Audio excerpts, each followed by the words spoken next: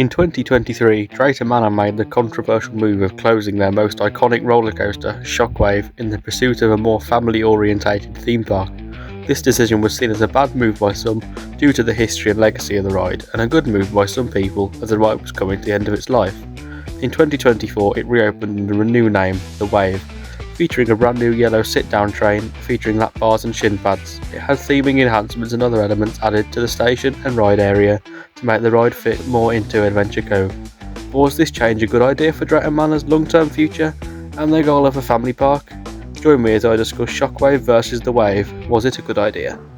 To properly talk about this, let's go back to the beginning. SHOCKWAVE was a stand-up Intamin roller coaster that opened in 1994, which is more widely recognised as the year of the roller coaster, alongside the then world's tallest roller coaster, the big one at Blackpool Pleasure Beach, and the legendary Nemesis at Alton Towers.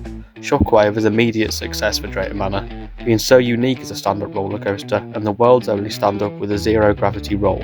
When it closed, it was actually still the world's only stand-up with a zero G. This version operated with two trains, both yellow, and it was named 7-Up SHOCKWAVE, obviously sponsored by the drinks company 7-Up. After that, the two trains were repainted red and blue and the sponsorship was lost. The ride then permanently went to one train, with blue being the only one operating.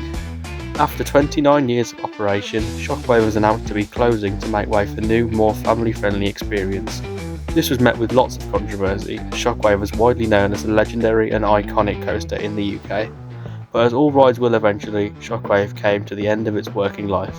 Multiple guests and creators highlighted the fact that it was becoming more of an uncomfortable experience, with the over-the-shoulder restraints causing a more head-banging ride. Also, the operations were slow on one train due to the loading procedure, and guests had to adjust the height of the seat accordingly and put their arm through one restraint and pull the other down.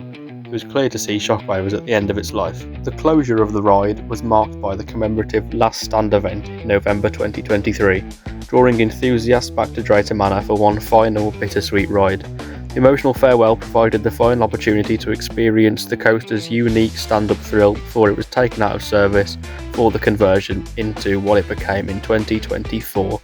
The Last Stand represented not just the end of a single ride, but the complete shift to a family-friendly theme park for Drayton Manor.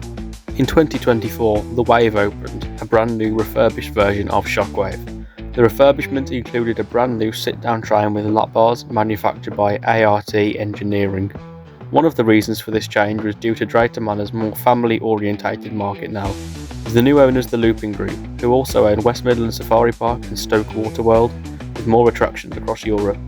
Critical change on The Wave was the height restriction dropping from 1.4 metres to 1.2 metres, meaning more families, including younger people, can now ride this coaster.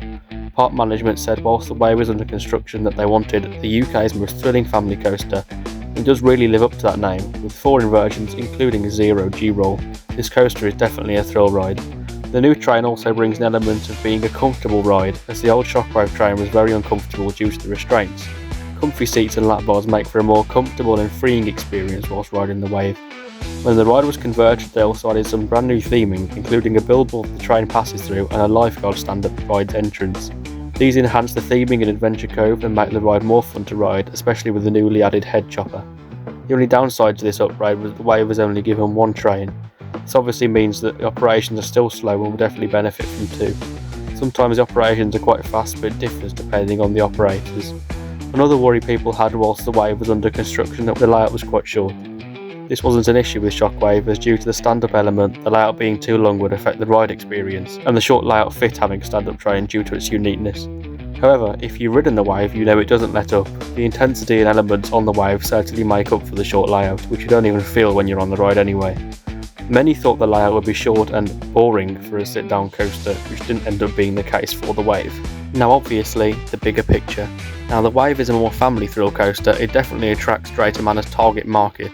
Alongside the addition of Gold Rush, the new Intamin family lift and launch coaster in the same year, and other attractions such as the Vikings area and other upgrades, alongside removing some of their more thrilling attractions.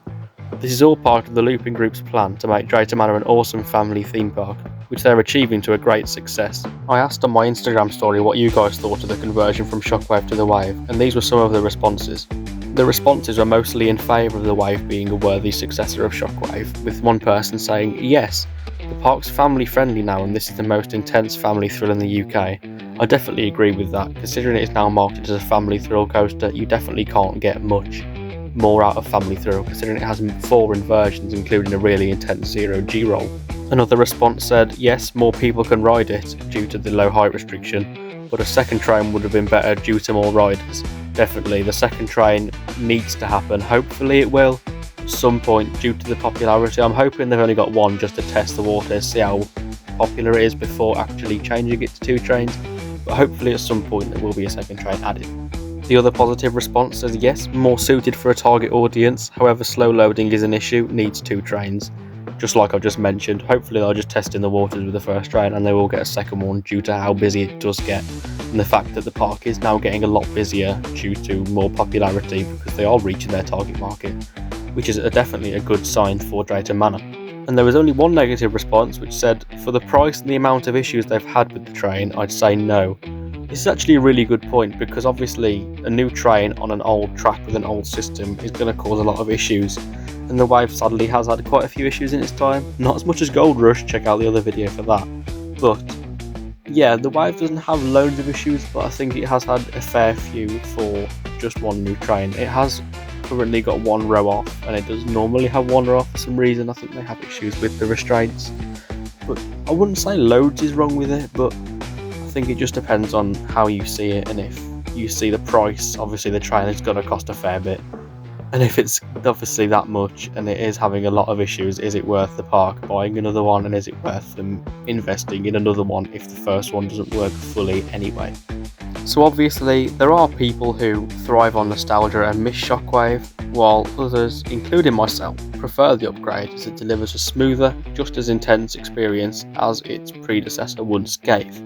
Shockwave will be missed as it was a very iconic roller coaster, but the Wave continues to live on and continue that legacy. And hey, at least they didn't pull the whole ride down. And if you want to see the Shockwave, the nose car is currently a photo opportunity inside the 75-year museum. I don't know how long the museum will be open for now though, so be quick if you want to see it. What do you think of the conversion from Shockwave to the Wave? Do you think it was a good idea? Put your thoughts in the comments, I'd love to see them. Thanks for watching, like if you did enjoy, and subscribe maybe too. See you in the next video. Goodbye.